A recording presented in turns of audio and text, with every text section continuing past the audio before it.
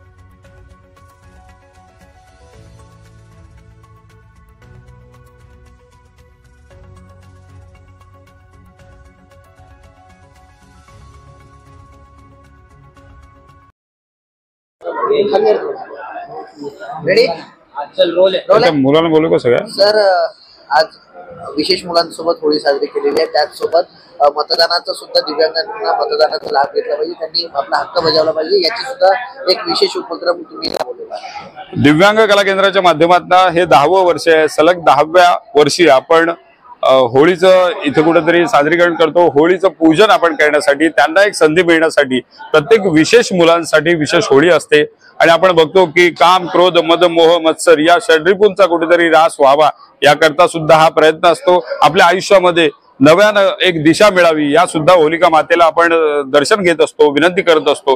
त्यामुळे असं दिव्यांग कला केंद्रातल्या सगळ्याच मुलांनी आज तो आनंद घेतला। सगळ्यांनी रंगपंचमी सुद्धा साजरी केली आणि त्यांना सुद्धा एक संधी मिळावी म्हणून एक प्रयत्न असतो। त्यासोबत आज जोडीला खरं तर एक निवडणूक उत्सव मोठा येतोय आणि तो काही दिवसांवर येऊन ठेपलेला आहे।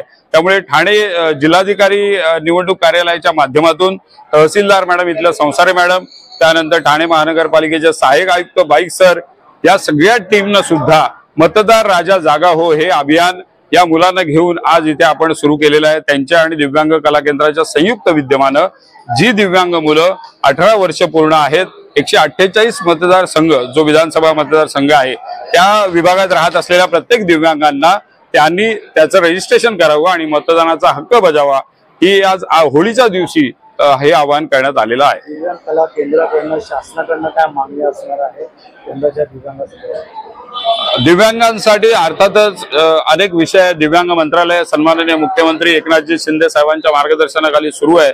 अनेक दिव्यांगांच्या योजना सुद्धा त्यांनी सुरू केलेल्या आहे। त्यामुळे दिव्यांग कला केंद्राच्या माध्यमातून जे दिव्यांग असे आहेत की जे आज ज्यांच्याकडे सर्टिफिकेट्स नाही आहेत पण ते दिव्यांग आहेत बऱ्याच वेळेला असं होतं की त्यांना ते पेपरवर्क करायला जमत नाही त्यांची परिस्थिती असते घरात कोणी नसतं तर त्यांच्यासाठी सुद्धा एक वेगळी एक खिडकी योजना सुरू व्हावी याच्यासाठी आम्ही प्रयत्नशील राहणार आहोत आणि मुख्यमंत्री साहेबांच्या माध्यमातून त्याला नक्कीच यश मिळेल।